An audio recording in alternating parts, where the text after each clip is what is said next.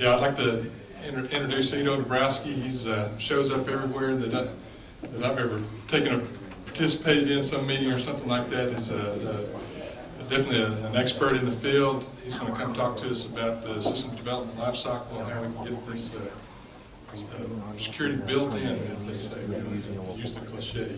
Thanks, Edo. All right, thank you, Bobby. Actually, the funny thing is, I always hate the term, when you're an expert. Because when you're an expert, you just feel like it's like when people say, oh, you did your PhD, and I keep telling them, don't call me Dr. Dubrawskiv, because Dr. Dubrawskiv is my father, okay? Because my father was a pediatrician and an internal, and he was funny because arm could be hanging off by a single muscle, and he'd be like, hey, just put a Band-Aid on it, it's okay. You'll be fine. You'll wake up tomorrow morning, you'll be fine. Okay.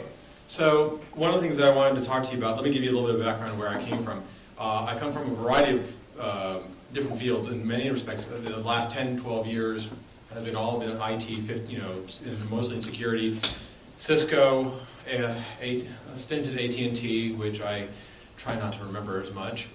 And then several years at Microsoft, which really got me involved into the security development lifecycle. Now, Microsoft did it, as much as they get the bashing for it, they did do a good job on this. I know you probably think every time you get that little pop-up button on Vista or Windows 7 or XP saying, ooh, update, you think, well, geez, can't they get their act together? The reality is that they actually have done a good job in the process, okay, and they actually have improved significantly. And talking to customers is one of the things that many customers and many of the vendors that we communicate with don't apply it. Okay, software is still seen as I just got to get the product out. It's got to be done. I've got a date to get this thing out. If it's got to go out in empty boxes, it goes out in empty boxes. But it's got to be out there. Okay.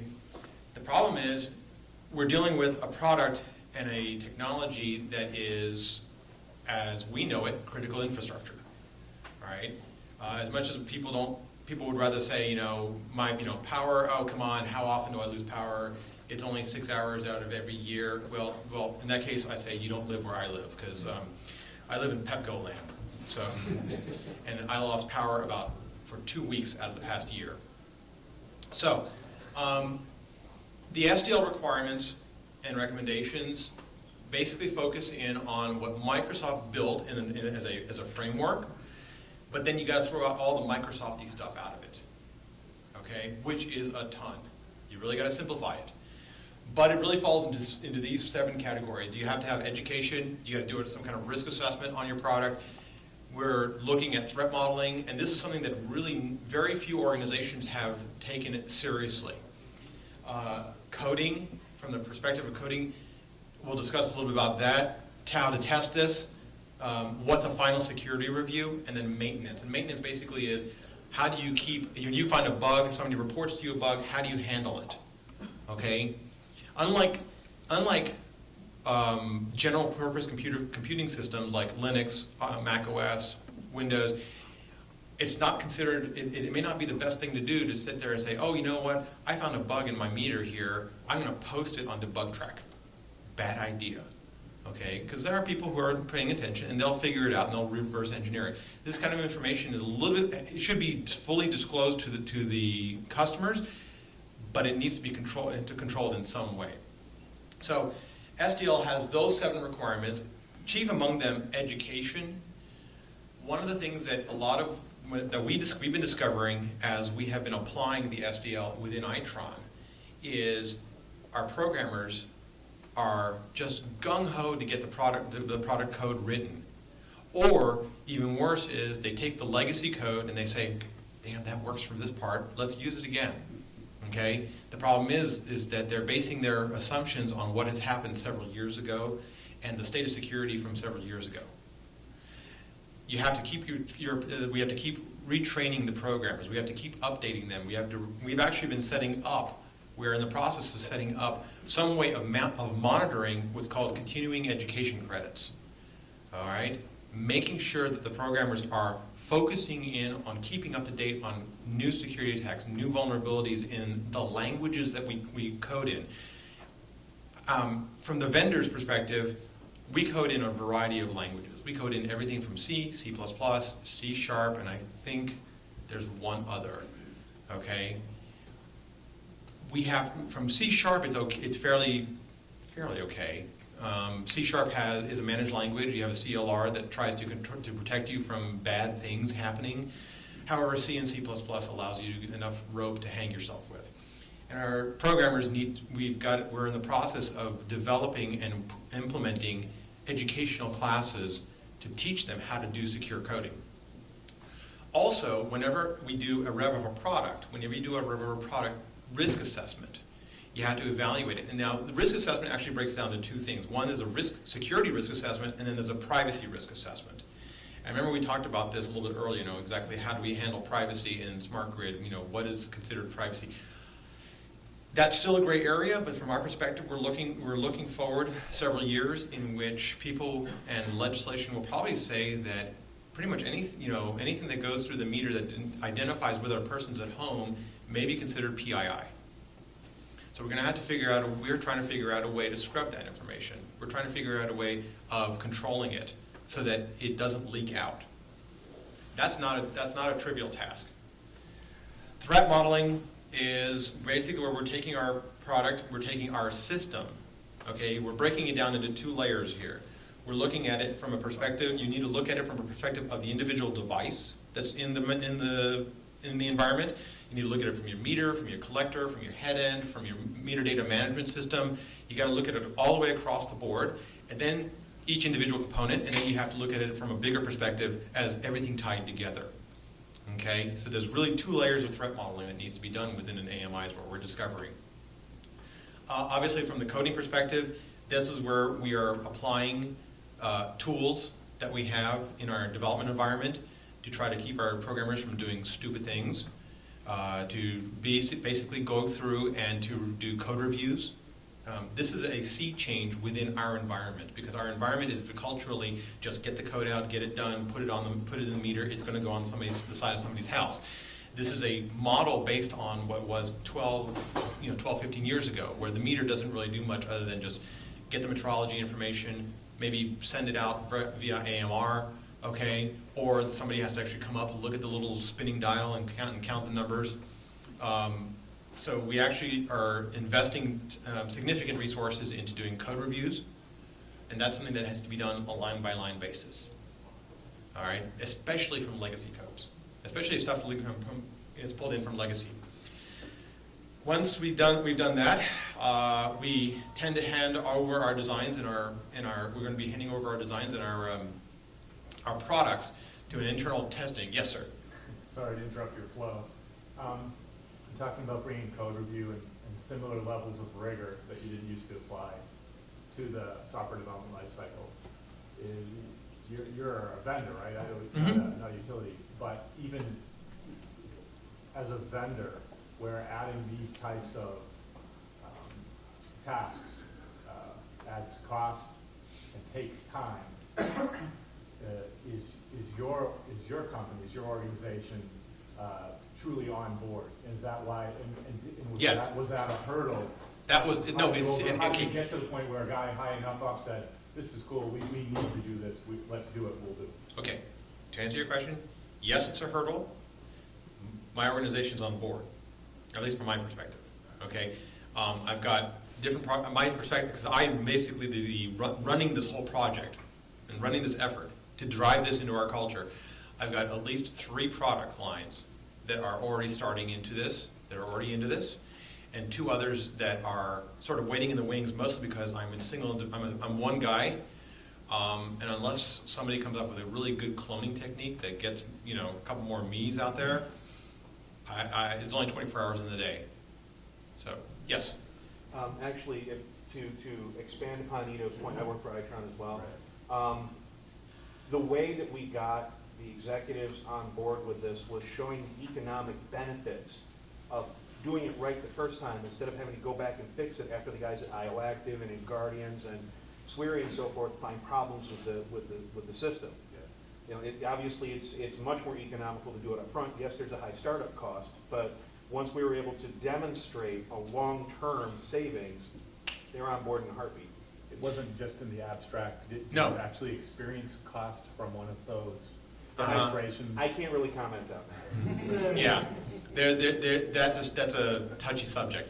But it is a case of the economic value of it was definitely shown to our executives. And to an extent, it was a year-long effort to get them to admit that that this is a different environment. This is not the same. This is not your granddaddy's meter reading. Okay. So not that I'll be honest with you. Occasionally, you do get resistance, and you get some kind of scoffing from developers and development managers. And you basically just simply open up the closet door and you say, look at my VP, look at my CEO over here. He's all on board with me, and you need to be on board as well. So I've got a, as my boss would like to say, I've got a CTO. I'm not afraid to use them. Testing, as Mr. Former back there will attest to, he's the man who we kind of give the first crack at. We'll be giving the first crack at any of our newer products. We do internal testing first, okay? And there's a reason for this. One, it's cheaper for us to do internal testing and then to go out to an external vendor. Because if I go out to an external vendor on stuff initially, they're going to find this low-hanging fruit that we could probably find ourselves. So that's we want to make sure we're meeting our budget. We want to make sure you want to make sure you are refining your techniques, and so that you basically what they find is the stuff that you are unable to determine. Okay, you want to get the low-hanging fruit, and there'll be low-hanging fruit. There's no doubt about it. At the end, there's a final security review, which is where we basically make sure that the product has been evaluated, has met the testing requirements, has passed those requirements, and that there is no open bug issues that are going to bite us in the rear end before when it goes out to the customer. And then finally, you have to have a process of maintenance. Now, in our case, what we did is we set up what we call the Itron Security Center, which is for customers only. And in there is where when we have a security advisory, when we find a bug or somebody reports a problem that we have missed, and again, this is for product moving forward. I can't go back. I don't have the people, and I can't go back and say, you know what, that old version over there, I need to go back and just rewrite it completely from scratch. So there's going to be bugs that are still out there, and I freely admit that. All right, it's just not feasible. I mean, I just don't have the people to do that. But I can, from products moving forward, deal with those issues. Okay, I can secure the system and reduce my costs. So from the legacy products, we typically have bugs that come in, and then we will put out an advisory, and the people who are subscribed to our RSS feed from our customers get that information to notified saying new advisory posted. Go look at it. So how do you enable the security in your software and your culture? And basically, it falls into into these 7 layers, where obviously the training, you need to bring in people, because unless you have the people on staff and you have the availability to do so, you need to bring in somebody or provide them access to online classes on a variety of things, a variety of topics like threat modeling, secure coding in both C, C#, C++. If you're using Java, you need to do that. You also, one of the things you need to do is you need to develop your requirements. We found that we had to actually come up with our own internal cryptographic and information security requirements, as well as we are developing our own secure coding in various languages, C, C#, C++, to match what our expected threats are in the AMI environment. We do the analysis of our security and privacy risks and define what the quality gates are for our products. We try to set them high, but what I would say is reasonable. All right. You can go down the road. It's a rabbit hole that you can go down and say, this product is not going to, we're going to meet this high standard.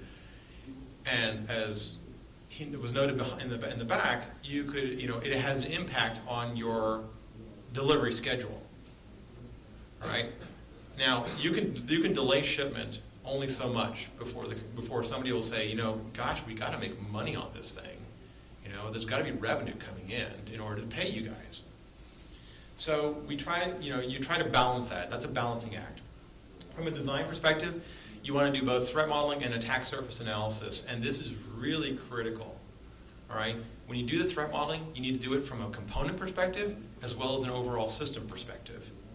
The attack surface analysis, you have to define all the entry points and all the possible threat vectors into your design, into your system.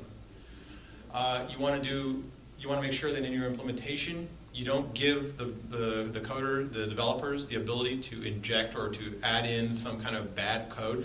One of the things that's really important, don't come up with your own cryptographic design. Okay? It's all cool when you can do it and you can sit there and say, ooh, cool, look, I wrote this cryptographic algorithm. Okay? And guess what? It's usually going to be the thing that's going to get broken very quickly. Okay? Leave cryptography to the people who know what they're doing. Verification, fuzz testing. There's actually a fair amount of inputs and outputs to the components within an AMI system. Break them. Test them as much as possible. Do fuzz testing. Verify that your threat models are correct and your attack surfaces are what you think they are. If they're not, go back and reevaluate your models. Don't be afraid. It's a learning process. Once you've gotten to the point where you're going to be able to release, the final security review is the final gate. You release it, but you need to have some way of maintaining it and supporting it and doing some kind of response execution. From our perspective, then this is really from the Microsoft perspective. They actually update their SDL efforts every 6 months. Okay, now they do announce that. They do keep customers posted on it, and they're very interested in customers implementing the SDL in some fashion or another. They feel that as the ecosystem grows, if everybody adopts this, or everybody adopts some format of this, basically what we've got is a situation where the rising tide raises all ships. That's the aim they're going for, and that's what we're aiming for across our product sets. So, yes. Hi. Do you outsource any part of your SDL here? Yes, we have outsourced. We are outsourcing our education. Can't come up. It's a resource issue. You can go to various vendors who have online classes, or you can actually bring people in the house to do face-to-face classes. Also, some of the security testing, some of the really heavy-duty security testing, because of the fact that you may not have the internal resources to do the security testing. So all the implementation which you are doing, the coding, that is done internally? It's internal. There are automated tools you can use these days to get to achieve that. Great. So, like I said, now you have your several possible choices. The SDL, like I said, is very much a Microsoft specific thing. There's a simplified version of it, but you even have to go out and tailor the simplified version to the AMI development. While it is software, it has a lot of hardware, and that's where AMI, their product actually, not their product, but their information lacks a fair amount of depth to it, is the hardware portion of it, because they're looking at it from a software perspective. Now, I do know that Michael Howard is currently working on updating threat modeling and the SDL for hardware, okay, because they're looking at it from the Xbox perspective. So I have to catch up with him, and we have to share notes. There's OWASP has the CLASP. That's another SDL process or model, and then Cigital. It's not really a model in and of itself, but it ties into either CLASP or into the Microsoft SDL, and it basically is itself specific areas that they recommend that you focus in on, and they call them touch points. So So this is kind of what it looks like when you compare a security development lifecycle versus a traditional one. The idea here is that you're very much security focused. You're not just looking at it to make sure. Remember that one thing about security testing, down in the middle here, and when you're doing SQA testing, you're just making sure that this thing works according to your specs. Does the little blinky light turn on when you flip the switch? Does it, when I send this command, does I get this response? When I issue this, change to its configuration, does it actually consume it and actually make the change? With security testing, the idea is you want to go further and you're looking to break whatever is in there. All right? The problem is that can be such a multi-layered and multi-directional approach. You really need the threat model in order to be able to guide you in doing your security testing. All right? Choose which are your biggest threats. Prioritize them, define them, and then go down those roads. All right?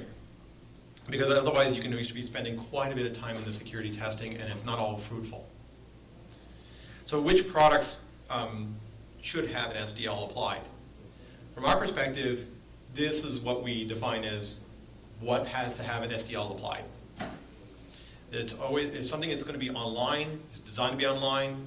If it's big and exposed online, if it stores any kind of PII, again, that's still in development.